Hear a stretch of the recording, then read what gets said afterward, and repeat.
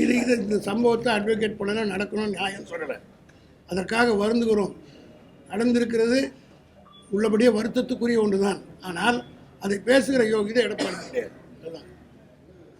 அதாவது அந்த சம்பவத்தை நாங்கள் அதை ஊக்குவிக்கல, அது நியாயப்படுத்தலை, அதுக்காக கண்டிக்கிறோம். அதுக்குரிய எல்லா நடவடிக்கை எடுத்தோம். சுவாதி கொலையினருக்கு நுங்கம்பாக்கம் ரயில்வே ஸ்டேஷன் பட்டம்பகலில் நடந்து என்னாச்சு? அதில் கைது செய்யப்பட்ட அந்த நபர் ஜெயிலில் செத்தார, இவங்க ஆட்சியில் தான் நடந்தது. இப்படி நீங்கள் டிக் பண்ணிங்களா ஒன்று ஒன்றா வந்துக்கிட்டே இருக்கும். அதனால் ஒரு இன்சிடெண்ட்டை வச்சு அதற்கு லா அண்ட் ஆர்டரை கனெக்ட் பண்ணக்கூடாது. பொள்ளாச்சியில் என்னாச்சு? பொள்ளாச்சியில் பாலியல் நிகழ்ச்சி எவ்வளோ கேவலமானது. அந்த குழந்தைங்களுக்கு கொண்டு போய் படத்தை எடுத்து காட்டி அண்ணா என்னை விட்டுருக்கணும்னு கதறுது. அந்த கதற காட்சியெல்லாம் எடப்பாடி ஆட்சியில் நடந்ததா இல்லையா? அதான் லா அண்ட் ஆர்டரு. திமுகவை அதிமுக குறை கூறுவதும் அதிமுகவை திமுக குறை கூறுவதும் நடக்குதே தவிர நாட்டுக்கு இருவருமே நல்லது செய்யணும் உயர் நீதிமன்றம் ஒரு கண்டனத்தை அதே நீதிமன்றம் எங்களை பல முறை பாராட்டியும் இருக்கிறது. சில நீதிபதி இப்படி சொல்லியிருக்கிறாங்க. அதனால நீதிபதி கருத்துக்களை நான் பதில் சொல்றேன். சிபிஐ எப்படிப்பட்ட விசாரணை செய்யும் என்பதற்கு இதை விட எதிர்காட்டு தேவையில்லை. ₹1 570 கோடி இதுவரையிலே அந்த பணம் யாருக்கு சொந்தம், யாருடைய பணம் என்று கண்டுபிடித்து நாட்டு மக்களுக்கு சிபிஐ சொல்லவில்லை. அதற்குரிய எந்த நடவடிக்கையும் எடுக்கவில்லை. எடப்பாடி அவர்கள் யோகியரை போல அப்பீல் போகக்கூடாது, சிபிஐ விசாரணைக்கு தயாராக நான் கேட்கிறேன். இவர் தானே முதலில் ஓடினார். இவருடைய ஆட்சியில் ஒரு வழக்கறிஞர் கொலை செய்யப்பட்டார் என்ற சம்பவத்தை வைத்துக்கொண்டு சட்டம் ஒழுங்கே கட்டுவிட்டது என்று சொல்கிறார். இவர்கள் ஆட்சி நடக்கவில்லையா? அதே போல தஞ்சாவூரிலே ஒரு ஆசிரியை கொலை செய்யப்பட்டதை எடப்பாடி சொல்கிறார். அதுவும் தனிப்பட்ட தகராறு. அதாவது சட்டம் ஒழுங்கு என்பது என்ன என்பதை முதலிலே எடப்பாடி புரிந்து கொள்ள வேண்டும். தூத்துக்குடியில் நடைபெற்றது சட்டம் ஒழுங்கு பிரச்சனை. 13 பேரை சுட்டுக் கொன்றது எடப்பாடி. அந்த அம்மையார் வாழ்ந்த கொடைநாட்டு வீட்டையே எடப்பாடி முதலமைச்சராக இருக்கிற போது காப்பாற்ற முடிந்ததா? அங்கே காவலாளியாக இருந்த ஓம்பகலூர் என்று ஒரு கொலை செய்யப்பட்டார். 5 கொலைகள் அங்கே நடந்திருக்கிறது. அது தொடர்பாக பல கோடி ரூபாய் கொள்ளையடித்து கொண்டு போனார்கள் என்று எல்லா விதமான எல்லாம் நடைபெற்றது இவருடைய ஆட்சியில். அதெல்லாம் சட்டம் ஒழுங்குக்கு கெட்டதற்கு ஒரு அடையாளமே தவிர ஸ்டே இந்த மாதிரி தனிப்பட்ட முறையில் நடப்பதெல்லாம் சட்டம் ஒழுங்கு என்று பேசுவது எந்த வகையிலும் நியாயமல்ல. நேற்றைய தினம் சென்னை உயர்நீதிமன்றம் கள்ளக்குறிச்சி சம்பந்தமாக சிபிஐக்கு உத்தரவிட்டதை எடப்பாடி பழனிசாமி அவர்கள் அதை குறித்து அறிக்கை விட்டிருக்கிறார். முதல்ல அவர் தன்னை அவர் எடுத்த நடவடிக்கை குறித்து தன்னையே அவர் பரிசீலித்துக் கொள்ள வேண்டும். 2018ஆம் ஆண்டு சென்னை உயர்நீதிமன்றத்தில் நெடுஞ்சாலைத்துறையிலே 4800 கோடிக்கு ஊழல் செய்ததற்காக வழக்கு தொடரப்பட்டது. திராவிட முன்னேற்ற கழகத்தின் சார்பில் நான் தான் சென்னை உயர்நீதிமன்றத்தில் அந்த வழக்கை தொடர்ந்தேன். அந்த வழக்கிலே நாங்கள் சிபிஐ விசாரணை கோரவில்லை. ஆனால் நீதிமன்றமே இந்த வழக்கை சிபிஐ விசாரிக்க வேண்டும் என்று உத்தரவிட்டது. இவ்வளவு பேசுகிற பழனிசாமி நேற்றைய தினம் உத்தரவை எதிர்த்து உச்சநீதிமன்றத்திற்கு தமிழக அரசு ஸ்டாலின் போகக்கூடாது என்று மனசாட்சியை அடகு வைத்துவிட்டு நேற்றைய தினம் அவர் அறிக்கை விட்டிருக்கிறார்.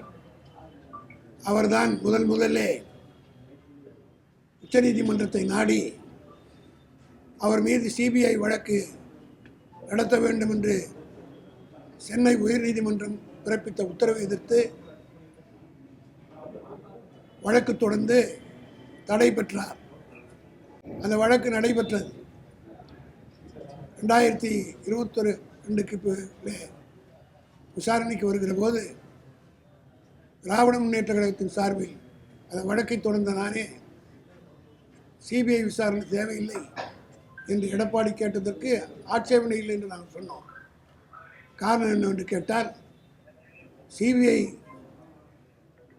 வேண்டுமென்று நாங்கள் எந்த காலத்திலும் கேட்டது கிடையாது என்று சொன்னால் அதுக்கு பல காரணங்கள் உண்டு. நீங்கள் எல்லாம் மறந்திருக்கக்கூடும்.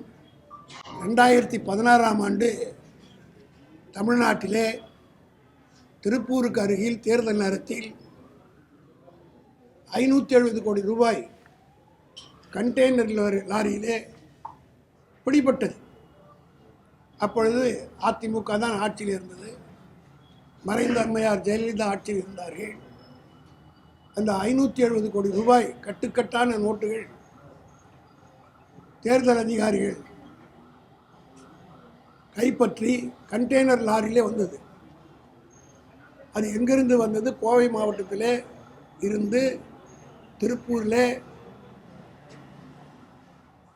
நடு ரோட்டிலே கைப்பற்றுகிறார்கள். 570 கோடி, 1 ரூபாய் 2 ரூபாய் இல்லை, 570 கோடி. இது சம்பந்தமாக சென்னை உயர்நீதிமன்றத்திலே வழக்கு தொடர்ந்தோம் திராவிட முன்னேற்ற சார்பில். அந்த வழக்கில் சிபிஐ விசாரணை நடத்த வேண்டும் என்று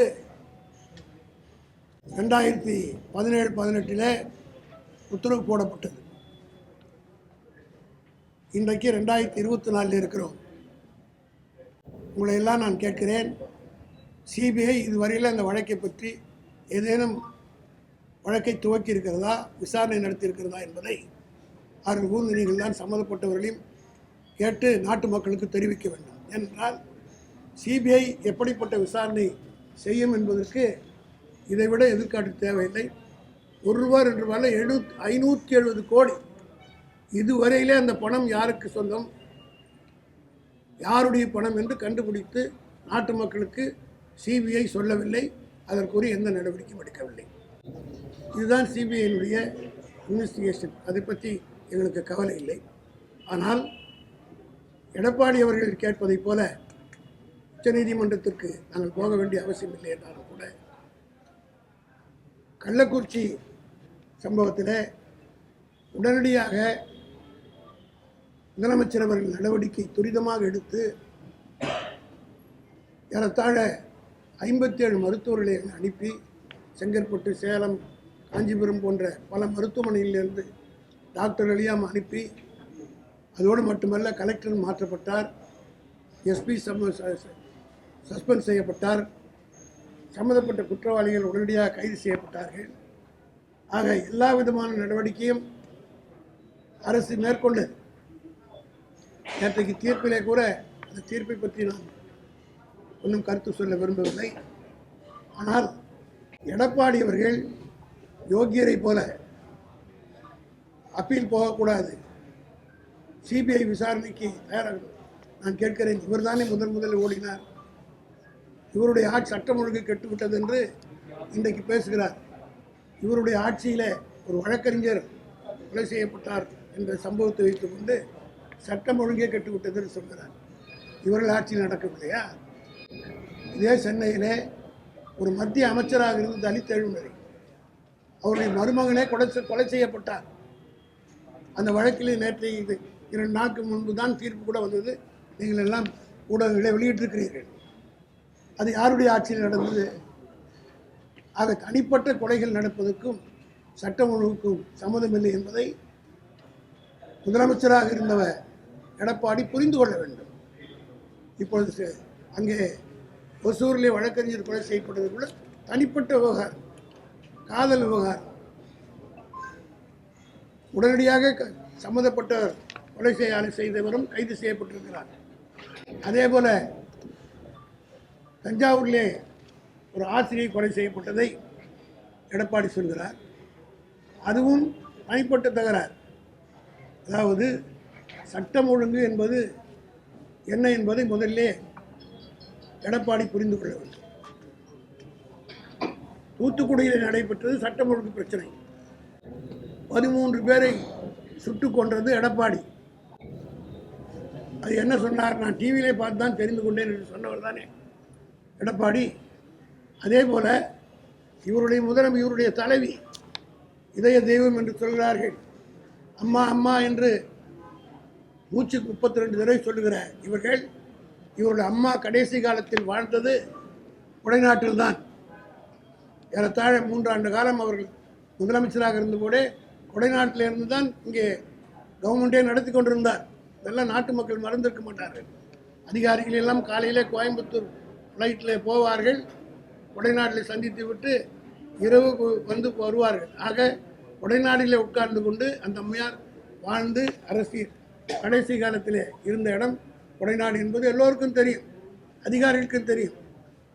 கொடைநாட்டில் இருந்து கோட்டை இயக்கி கொண்டிருந்தவர் தான் அன்றைய முதலமைச்சர், அதிமுக முதலமைச்சர் ஜெயலலிதா அவர்கள். அந்த அம்மையார் வாழ்ந்த கொடைநாட்டு வீட்டையே எடப்பாடி முதலமைச்சராக இருக்கிற போது காப்பாற்ற முடிந்ததா? அங்கே காவலாளியாக இருந்த ஓம்பகதூர் என்று ஒரு கொலை செய்யப்பட்டார். 5 கொலைகள் அங்கே நடந்திருக்கிறது. அது தொடர்பாக பல கோடி ரூபாய் கொள்ளையடித்து கொண்டு போனார்கள் என்று எல்லாம் நடைபெற்றது இவருடைய ஆட்சியில். அதெல்லாம் சட்டம் ஒழுங்குக்கு கெட்டதற்கு ஒரு அடையாளமே தவிர ஸ்டே இந்த மாதிரி தனிப்பட்ட முறையில் நடப்பதெல்லாம் சட்டம் ஒழுங்கு என்று பேசுவது எந்த வகையிலும் நியாயமல்ல. அதேபோல் இவருடைய ஆட்சியில் எத்தனை ஆசிரியர்கள் கொலை செய்யப்பட்டார்கள் என்பதற்கு என்னிடத்தில் சான்றுகள் இருக்குது. கும்பகோணத்தில் தனியார் பள்ளி ஆசிரியை குத்தி கொலை 2018 நவம்பர் 2ஆம் தேதி. பெரம்பலூர் அருகே பட்டம்பகலில் ஆசிரியை வழிமறித்து கத்தியால் குத்தி கொலை ஆகஸ்ட் 14, 2018. ராமநாதபுரம் கலெக்டர் அலுவலகத்தில் ஆசிரியை படுகொலை, கணவன் கைது டிசம்பர் 23, 2020. கல்லூரி ஆசிரியை கழுத்தை அறுத்து தீ வைத்து எரித்து கொலை, கோவை ஜனவரி 8, 2017. கள்ளக்காதல் விவகாரம், காரை ஏற்றி கொலை செய்தது ஏன்? கைதான காதலன் பரபரப்பான வாக்குமூலம், சென்னை மே 9, 2017. அரசு பள்ளி முன் ஆசிரியர் படுகொலை, தூத்துக்குடி அருகே அரசு பள்ளியில் பணியாற்றுகிற ஆசிரியர் படுகொலை செய்யப்பட்டிருக்கிறார். இது 8/7, 2019. இப்படி இவருடைய ஆட்சியிலே இவ்வளவு ஆசிரியர்கள் கொலை செய்யப்பட்டிருக்கிறார்கள். இதெல்லாம் சட்டம் ஒழுங்கு என்று நான் தனிப்பட்ட விவகாரங்கள். அதே போல் தான் தஞ்சையில் நேற்றைக்கு நடந்திருக்கிறது. ஆக இதை வைத்துக்கொண்டு சட்டம் ஒழுங்கு கெட்டுவிட்டது என்று பேசுவது எந்த வகையிலே எடப்பாடிக்கு நியாயம் என்பதை நீங்கள் தான் எடுத்து சொல்ல வேண்டும். திராவிட முன்னேற்ற கழகத்துடைய ஆட்சி பொருள் அது மட்டுமல்ல, குற்றங்கள் இன்றைக்கு கொலைகள் குறைந்திருக்கிறது. ஆதாரத்தோடு என்னால் சொல்ல முடியும். 2020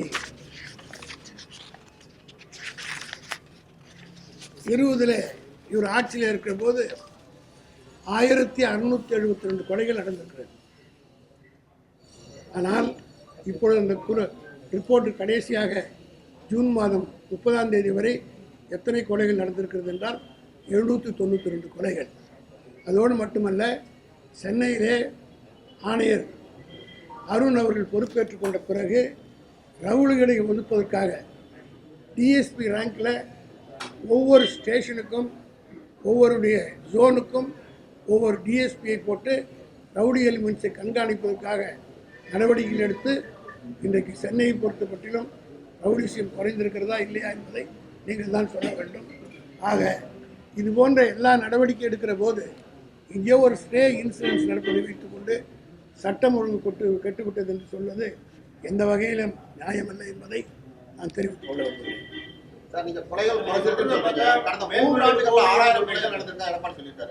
அதுதான் நான் ஆதாரத்தோடு சொல்லியிருக்கேன்.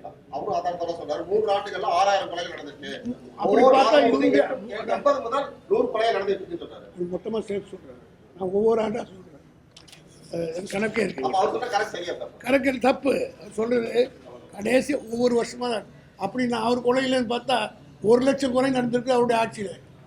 அதிமுக ஆட்சியில், ஜெயலலிதா ஆட்சியில் இருந்து அவங்க ஆட்சி விட்டு இறங்குற வரையிலும் எடுத்து பார்த்தா 1 லட்சம் கொலைன்னு நான் சொல்கிறேன். நான் ஆதாரத்தோடு சொல்லியிருக்கேன். இது முதல்ல எல்லாத்தையும் காட்டியிருக்கேனே. அவர் கடைசியாக 2020 1672.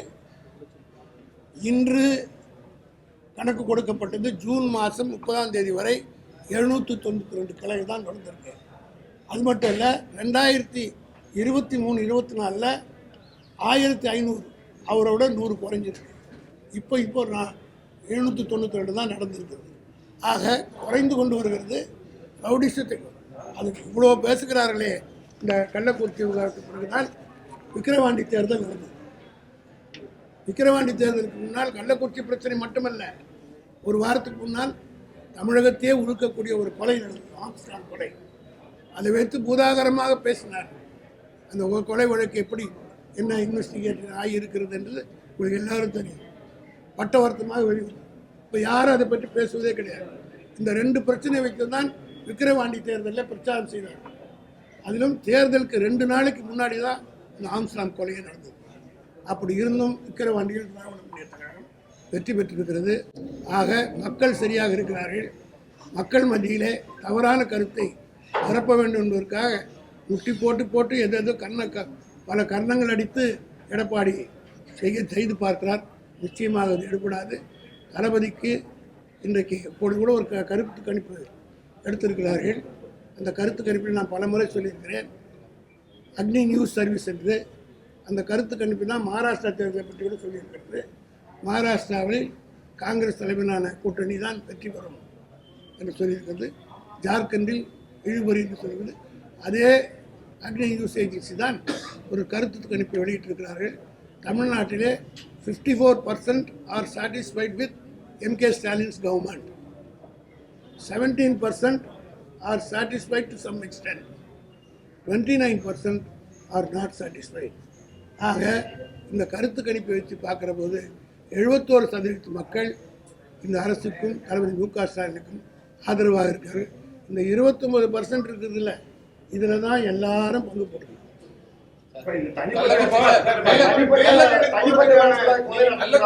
அந்த கொலை நடந்த இடத்தை பாத்தீங்கன்னா இப்போ ஒரு பள்ளியா இருக்குது, நீதிமன்ற வளாகமா இருக்குது, இங்க மருத்துவமனை தாக்கப்படும், மருத்துவமனை உள்ளே நடத்துறாங்க. இது போன்ற சம்பவங்கள் இது எல்லாமே பள்ளிக்கூடம். இந்த சம்பவத்தை அட்வொகேட் பண்ணலாம் நடக்கணும் நியாயம் சொல்லலை. அதற்காக வருந்துகிறோம். நடந்திருக்கிறது உள்ளபடியே வருத்தத்துக்குரிய ஒன்று தான். ஆனால் அதை பேசுகிற யோகிதை எடப்பாடி கிடையாது.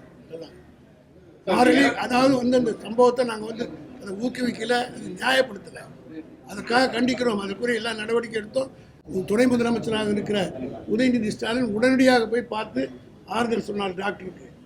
அதே போல் இந்த சம்பவங்கள் தவிர்க்க முடியாது, இன்னிவிட்டபிள். ஒரு பெரிய சொசைட்டியில் இதெல்லாம் நடக்கிறது, ஒரு பெரிய சர்க்காரில் நடக்கிறது தான். ஆனால் இதை வச்சு பெருசாக சுவாதி கொலை நடக்கு நுங்கம்பாக்கம் ரயில்வே ஸ்டேஷன் பட்டம்பகலில் நடந்து என்னாச்சு? அதில் கைது செய்யப்பட்ட அந்த நபர் ஜெயிலில் செத்தார, இவங்க ஆட்சியில் தான் நடந்தது. இப்படி நீங்கள் டிக் பண்ணிங்களா ஒன்று ஒன்றா வந்துக்கிட்டே இருக்கும். அதனால் ஒரு இன்சிடெண்ட்டை வச்சு அதற்கு லா அண்ட் ஆர்டரை கனெக்ட் பண்ணக்கூடாது. நீங்கள் ரொம்ப நேஷனல் கொஸ்டின் கேட்டீங்க. சுவாதி கொலை எங்கே நடந்தது? ரயில்வே ஸ்டேஷன், நுங்கம்பாக்கம் ரயில்வே ஸ்டேஷனில். அந்த பையன் கைது செய்யப்பட்டான், அவன் ஜெயிலில் செத்தான். ஜெயிலில் உங்கள் கஸ்டடி, லா அண்ட் ஆர்டர் உங்கள் கையில் எல்லாம் இருந்து என்னாச்சு? ஏன் மறைச்சிங்க? பொள்ளாச்சியில் என்னாச்சு? பொள்ளாச்சியில் பாலியல் நிகழ்ச்சி எவ்வளோ கேவலமானது. அந்த குழந்தைங்களுக்கு கொண்டு போய் படத்தை எடுத்து காட்டி அண்ணா என்னை விட்டுருக்கணும்னு கதறுது. அந்த கதற காட்சியெல்லாம் எடப்பாடி ஆட்சியில் நடந்ததா இல்லையா? அதான் லா அண்ட் ஆர்டரு. நீங்கள் கேட்டதுக்காக நான் சொன்னேன். பொள்ளாச்சியில் என்ன நடந்தது? அந்த குழந்தைகளை பள்ளிக்கூட பெண்களை எல்லாம் ஃபோட்டோ எடுத்து போட்டு காட்டி பிளாக்மெயில் பண்ணி நடந்ததெல்லாம் இவருடைய ஆட்சி காலத்தில் தானே. அதற்கு அண்ணா என்னை விட்டுருங்கன்னு கதறுது அந்த குழந்தைங்க. நடந்ததா இல்லையா?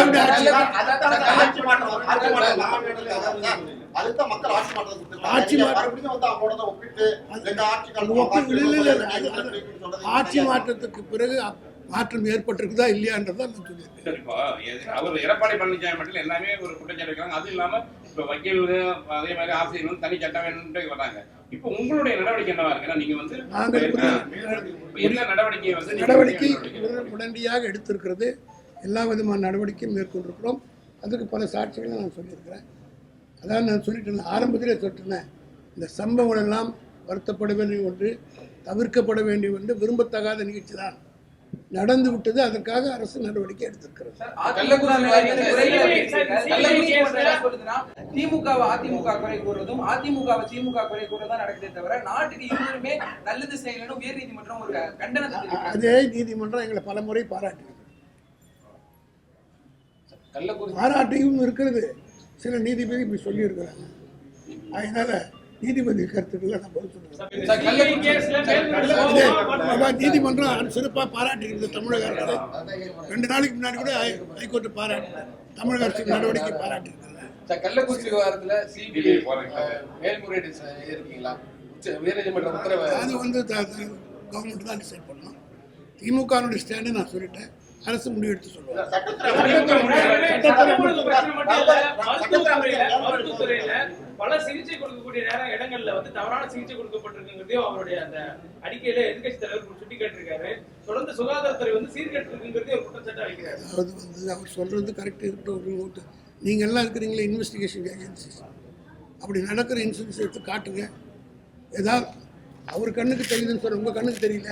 அவர் இந்த சம்பவம் இதில் உங்களை கேட்குறேன், நீங்க எல்லா பிரஸ் ரிப்போர்ட் எல்லா இடத்துலையும் போறீங்க. அந்த மாதிரி சம்பவம் இருந்தால் போட்டு காட்டுங்களா, காட்ட மாட்டீங்க. ஏதாவது காட்டியிருக்கீங்களா? அவரு ஒரு சம்பவம் குறிப்பிட்டாரு. அதாவது அவர்களை விட சோர்ஸ் ஆஃப் இன்ஃபர்மேஷன் உங்களுக்கு அதிகம். நீங்க ரவுண்ட் தி கிளாக் சுத்திட்டு இருக்கீங்க. இந்த மாதிரி இன்சிடென்ட்ஸ் நடந்தா நீங்க போயிருப்பீங்களா? நீங்க போட்டு காட்டிருக்க மாட்டீங்கன்னா ஒரு வாய்ப்பு கொடுத்ததா அவருக்கு பாவம் என்ன பண்ணுது? அவர் ட்ரபிள்ல இருக்காரு. அவர் தன்னை காப்பாற்றணும். அவர் நிற்காம I feel pity for him. That's all.